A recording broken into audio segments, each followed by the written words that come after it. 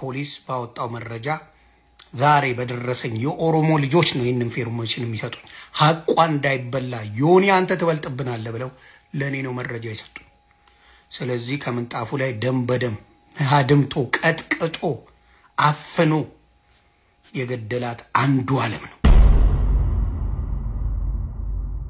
Yuya kam jirtu naga kisani ega harras video kabra wal tidibni jirra ega video kinya harran akkuma beektani waa'ee qananii dhuma ega dhimmi mucaa kana maalirragi maaltu jira waan jedhu ka wali ilaalta video kanani akkam bade nan beeka ega maaliif yettani haaluma gidduu kanarra jirru xiqqoo nama tulfaata video jechuufi ega haqni mucaa kana maalirra jira kan jedhu ega video kanan ka wali ilaalta poolisoon no maal jedhani ses ka wali ilaalta namoonni rujal qaaf gir channel kanatti fsan ega akkuma barata subscribe godha isa duwwaalee miti ega channelin kun baay'ee qorree jira dhugaa rabbi video kana like hagoonu ndi keenya gar videotti baay'ee wanta nama gaddisiisudha waa'ee qananii ijoolleen durbaa asirraa baay'ee aasaa ooltan baay'een keessan gaafa sinni garee hirattanii haasoftan baay'ee nama gara garee dhiiraa wasa dhiiraatti baay'ee asirratti waa'ee garee hirachuu miti waa'ee gara durbaa guruu warra dhiiraa guruu miti asirratti garee hirachuu tuun taane asirratti waa'ee mirgaati waa'ee mirga namummaati waa'ee mirga dhala namaati waa'ee mirga ijoollee durbaati okay kan isin hubachuu qabdan jechuudha waa'ee asirratti waa'ee garee miti waa'ee haqa gaafa ilaallu waa'ee seeraa waa'ee haqa gaafa ilaallu seerri tokko lamaan isaaniif dhaabbata hundumaaf haqa inni sobaanis ta'uu danda'a dhugaanis ta'uu danda'a accused ta'eera miti itti gaafatame inni itti gaafatame sun seerri isaa dhugaan isaa hin ba'a jechuudha isa du'eefis dhugaa ba'a jechuudha siree gara lamaan saattu ilaala yoo feerii hojjetatu feeriidhaan ilaalu yoo ta'e jechuudha inni kun gara durbaa goruu yookiis gara dhiiraa goruu miti baay'een ijoollee durbaa asirraati gara dhiiraa gortanii gaafa isaanii kun akkasidhaa meekaappiidhaa footoon kun duriidhaa akkasidhaa sana jettanii akka investigeetarii maaltu forensiik faayilsii waa'ee forensiikii qoradhanyutu isiniin jedhe isiniin afaanuma qabduu fi gatii arraba dheerattaniif haasa gatii dandeessaniif waan hojjettan waan hin qabneef asirratti sanii iyyaa ooltu malee waan haqa qabu hin dubbattan ofuma.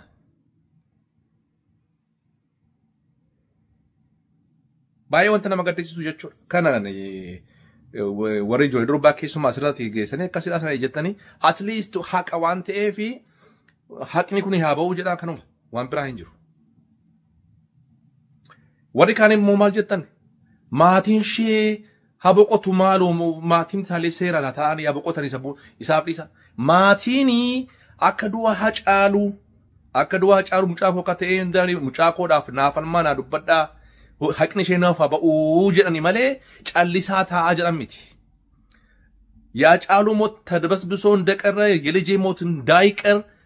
ጠይቁልኝ ፍትህ ለልጄ ብሎ ነው አባት የተናገረው እንጂ ዝም ብላችሁ አፋችሁን ዘግታችሁ ቁጭ ብለው አላለም ፍትህ ለልጄ ብሎ ነው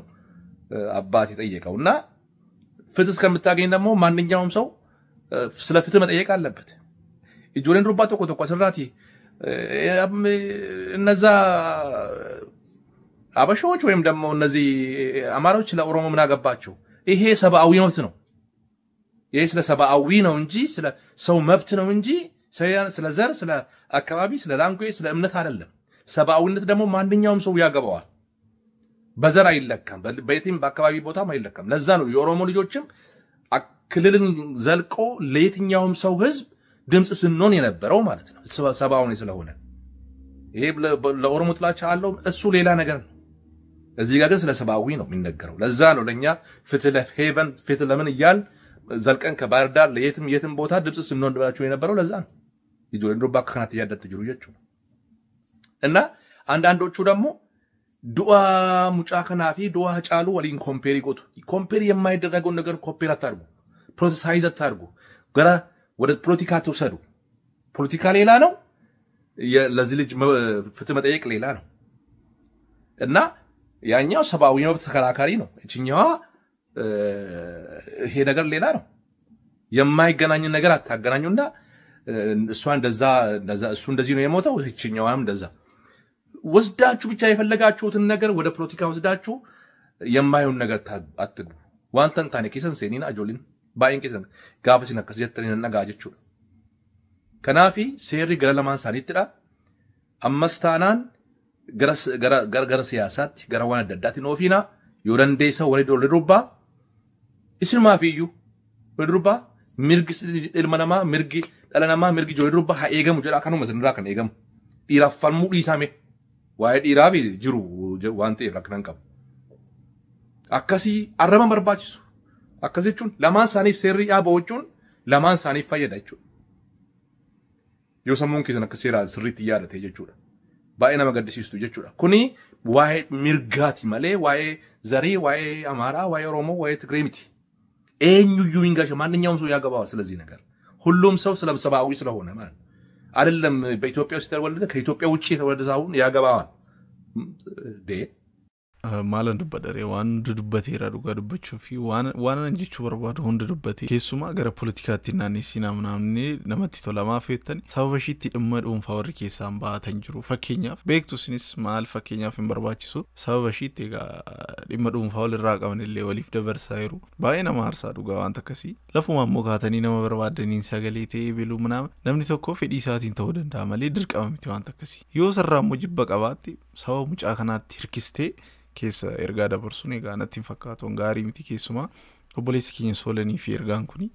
ana rakkoo dhuunfaa yoo qabaattan achumatti fixachuu dandeessu garuu yoo xinnaate illee dhugaa mucaa kana haaboo amma bootti illee yoo dhimma dhuunfaa keessan fixachuu dadhabdan wal keessa dubbiin bukeessinii dubbachuu baattee sati suurriin dubbata sii galee cigoonate anaaf deemtu naa gala garuu akka kee biyya keessatuun jiraadde intala oromoo ta'uu kan maqaashee wallaalus intala oromoo ta'uu ishee nan beeka sii galee maqaashee wallaalus aadaa oromoo uffannaan akka isheen beeksisaa turte moodeelistii oromoo akka isheen taate nan beeka sii galee akka kee garuu sheefaan interviyuu hojjedhee sheefaan taa'ee nyaadhee dhugaa ishee garuu nan waalle amma humna koo intala oromoo ta'uu isheef qofa sagalee ta'eeraafi amma humna koo sii galee akka kee sheefaan nyaadhee dhugaa ishee nan waalle inni riyyaa koo ta'ee dhugaa ishee irran teenye suurri kun hin dubbata sii galee akkan talli kun ofiin ajjeesne akkan talli kun ofiin miine suurri kun hin dubbata yoo ati dubbachuu baattes garuu ati waan ati haasoftu ammayyuu waa'ee moftuulummaa kee haasofta sii gala cini namni na arrabseefammas eeyooti siin si arrabseefammas maaliin si arrabsa maal keetiin zarii keessa kamiin si arrabsa nam maal jedhee si arrabsa nam dhibbarra of hin kaa'inati laanatu lafa xaasi godha foon haadha koo naa nyaachisu Sigale of beekta waan ta'eef of beekta ani sanas ta'e kana dhugaa nama tokko bira darbuu hin danda'u dhugaa koo namni haa fudhatu haadhi sunni waa biraati sigale faana nyaattee dhugdee garuu inni gwaaddanyaa koo tettee ati utuu keessa isaanii sirriitti beektu ijoolleef deebiin taane deebisaa cigootiin immoo asirratti namootuma maqaa ishee hin beeknetu isheef sagalee ta'a ati inni maqaa ishee beektu yoom sagalee taateef ati inni ati faana nyaattee dhugdee yoom sagalee taateef cini yoon isheef sagalee ta'e asiitii isa kanan dhaba isa lubbuun jiru nan dhaba jetteeti albaata ofirratti sigalee nan beeka waan ta'eef onnee keen beeka duras sigala garuu cigoo dhiisi na faana cigoo dhiisi sittaafu irraa gadi sitti dhiibeen si faana haasa'an gaafa naasoo sigale nama nagaa koo ati nama nagaadha ati waan hundumaa keessan galtuu adeenne isa kam keessa galtaree ati waa'ee masa kanaa bilchaadha bakka anati keessa galtu dhugaama nama tokko dhugaama nama beektu tokko dubbachuun sitti ulfaata yoo namni dubbatu immoo dogoggora dubbii namaa fi as baatee teessee albaatii kee qamaalaam isa dhiisiiti dhugaa mucattii kana yoo dhuguma zarii namaa taate dhugaa mucattii kana akka nama tokkotti akka ishee faana nyaattee dhugdetti dubbadhuu fi dhugaashee awwaaluuf dhugaashee dhoksuu fi isa jiruun jaallatamuu fi akkasin ta'in tole xiqmanyaattu naanta xiqmanyaan ilmee rikkiin xiqmanyaan doong egaa namni tokko hordoftoota baay'ee yoo qabaate kan inni tamanoni fedhii isaa yoo ta'e sagalee ta'uu danda'a jechi namni tokko baramma dhugaa dubbachuudhaan wanti mucaa kanaa dhuguma hin barbaachisa sagalee garuu fedhii isaa malee immoo akkamitti ta'an kan naan gallee kana dabar namni tokko dirqamaanatti sagalee ta'eef hin ta'u sinii galee annaa kan kee immoo keessumaa kan mucaa kanaa kan soolan waa biraa fakkaate inaaffaa fakkaate haa ta'u ani hin beeku yeroo hunda viidiyoo ati hojjettu keessatti maqaa isaan dhabnu maal yoo dhiiste yoo irraanfatte fakkeenya waa tokko sitti immoo ani fakkeenya isarra gortee naamna akkanaan hin jenneefi ani isarra ጎሬ ዋንቲም ቦአ ተኮርገዱ እንጅሩ ስረ ጎሬ ዋንቲም ቦአ ተኮርገዱ እንጅሩ ሲለማኑ በቃ ቪዲዮ ጀቱ አለቀ በቃ ከናነች ማን ዋንት ተኮኑ ጎድ ኦሮሞማ ኬኛ አለቀ ከናፉ በቃ ዲረምቲ ሬቲስ በቃ ዋዮም ነማውዴ ሳፉኒ ስሞ እንደበራ ዋንቴፍ ኦቶ ኢስቴ ከና ነሚ ተኮሞ ሰገሌ ከንተው ፊዲሳ ዱዋዮቴ አክኪየት ድርቀመን ቀቡ ነሚ ተኮ ለኪ አኒም በርባዱ ዋና ከሲ ኦጅቹን በርባዱ ኢቲዲሱ ማልኒ ሰገሌ ተፍ ዱጋ ሙጫ ከናም ባይተኒ ያዱ ፈከኛ ዱጋ ዱበቹ ናኒ ኦቶ ራኮ ኪሳ ቀብደን ከናው ተዋቹ መትፊጠተኒ ሱራ ሙጫስ ረካ ዋነርጊ ወልኬ ሰደበርሱን ኮነ ያነቲን ፈካቱ ተስገባቲኮ ኢቲያንሱን ይጋሉ ቡሽ ከንጀነታኑ ፋጎዶ ፖለቲከኛ ቀነኒ ይጋ የሮ ደርቢ አከናን ከበሽቴ ቱርቴ ጉያ ዳሎ ዘሺ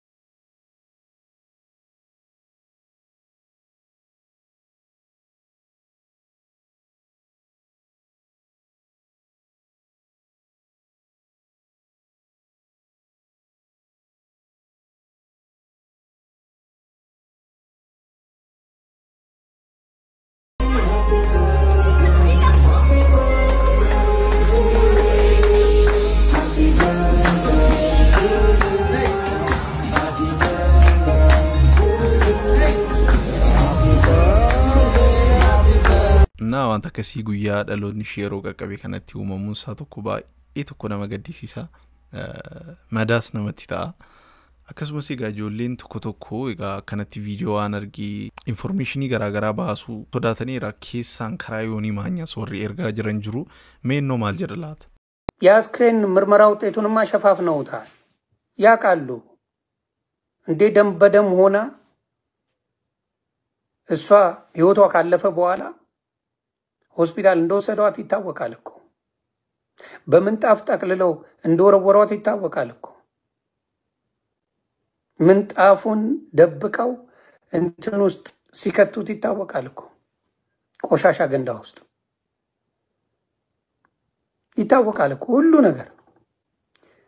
ለሌሎቹ ሚስጥር የማይናገረው ሚስጥር ጠባቂዎች አይደሉም ሚስጥርን እንዴት ሆኖ መናገር እንደሚችሉ አያውቁም ነበር እህትየውና ሰራተኛዋ ናቸው እሱ ቀጥቅጧት ደማስክሮት ፌንት በልቷል ማ አንዱ አለ ቅጥቅጥ አርጓት በቃ ቅጥቅጥ አርጓት ደማስክሮት ወድቋል ሰራተኛዋና እህቱ ናት ጮኸው አንስተው ወደ ውጪ ያወጧት ከዛ በኋላ ተመልሰው ገብተው አንስተው እሱን አንድ ላይ ጠቅልለው ውጪ ጣሏት በዛ በምንጣፉ ነው ምንጣፉን ደግሞ አውጥተው ጥለውት ነበር ፖሊስ ይሄንን መረጃ ፈላልጎ ነው ያገኘው በተለይ እኔ የበለዘችበት የተደበደበችበትን ቪዲዮ ካወጣው በኋላ ፎቶ ካወጣው በኋላ ኤጋ ኦፉማ አጂሰኒ ቻራዮኒኒ ኢሰዱዋል ለምቲጋ ቪዲዮን ብራበ ይጅራ ኦሶሳ መነኪሰት ኤጋ ቶሺሬ ባይሩ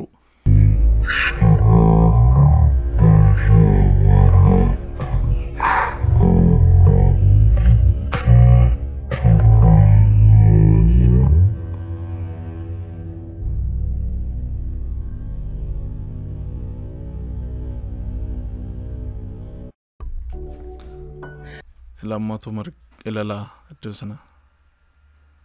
manakisatti gaw tolulni dakuno ala warabami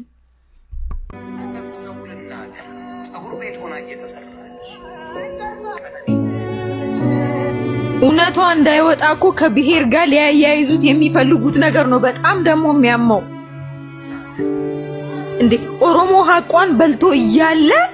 ስለሌላ ብሄር ውስጥ ይገባሉ ስላለፈው ታሪክ ያወራሉ እዚህ ጋር ስለሞተች ልጅ ይያለች በጣም የሚያሳዝን ኦሮሞ ነው የበዛው ሀገሪቷ ላይ ያሳዝናል በጣም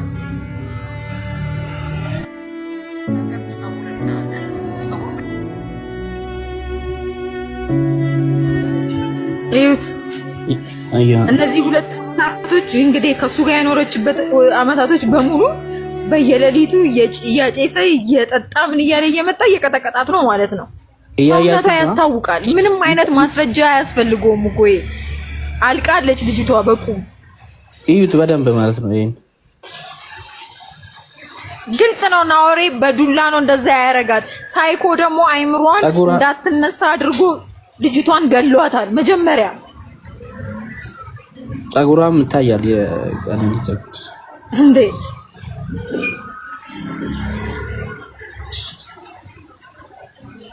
እያት ማልሼቱ ማመሸገን እኔ ይገርመኛል በጣም የጭካኔው ብዛት በጣም ነው የሚገርመው። ምንም እኮ አይመጣም። ትላንትና ፖሊስ ሰፈሩን ባሰሰበት ጊዜ ለመጀመሪያ ጊዜ ሰፈሩን አስሶ በነበረበት ጊዜ እቤት ውስጥ የነቀነኒ ትኖርበት የነበረ ቤት ውስጥ ምን ተገኝቷል? ጀበና ረከቦት የሚቀመጥበት ሁለት ምንጣፍ ነው። ከምንጣፉ ስር ሁለተኛው ምንጣፉ ደም በደም ሆኖ የተደበደበችበት የተቀጠቀጠችበት ደም በደም በሱ ጠቅልሎ ነበረ ውጪ የጣላት። ወደቀች የተባለው ለዛ ነበረ። ፖሊስ እሱን መረጃ ይዞ ወደ ወስዶታል ለመረጃነት። ስለዚህ እዛ ደም ላይ የሱ ዲኤንኤ ይገኛል፣ የሱ አሻራ ይገኛል። ከዚህ በኋላ ገዳዩ ማን እንደሆነ ዮኒ ማኛ የተናገረው ልክ እንደሆነ እቺ ልጅ በበደል ተጨፍጭፋ ስቃይዋን በልታ ስቃይዋን አብልቶ እንዳጠፋት ህዝብ እንዲረዳል ይፈልጋል። የንጹሃን ደም በየቤቱ አለ። ፖሊስ ባወጣው መረጃ ዛሬ በደረሰኝ የኦሮሞ ልጆች ነው ይሄንን ኢንፎርሜሽን የሚሰጡኝ። ሐቋ እንዳይበላ ዮኒ አንተ ትበልጥብናለህ ብለው ለኔ ነው መረጃ ይሰጡኝ። ስለዚህ ከምንጣፉ ላይ ደም በደም አድምቶ ቀጥቅጦ አፍኖ የገደላት አንዱ ዓለም ነው። ስለዚህ ነገር እያንዳንዳችን ፍርድ ለዚች መስኪን ፍርድ ይገባል። እነ ዳልቻ አሁን ደግሞ ተመልሰሻል።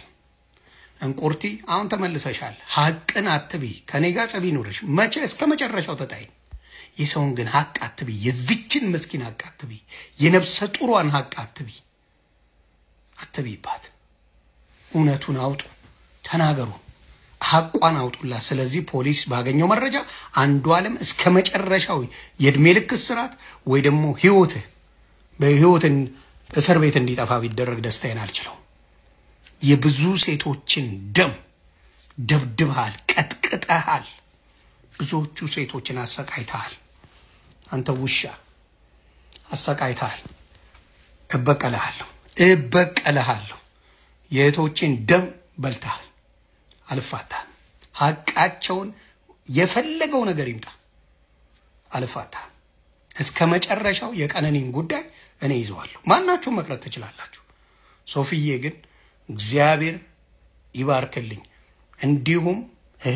ወንድማችን ማሁር ወንድሜ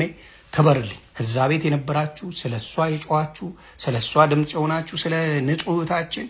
ድምጽ የሆናችሁ በሙሉ ክበሩልኝ። አመሰግናለሁ።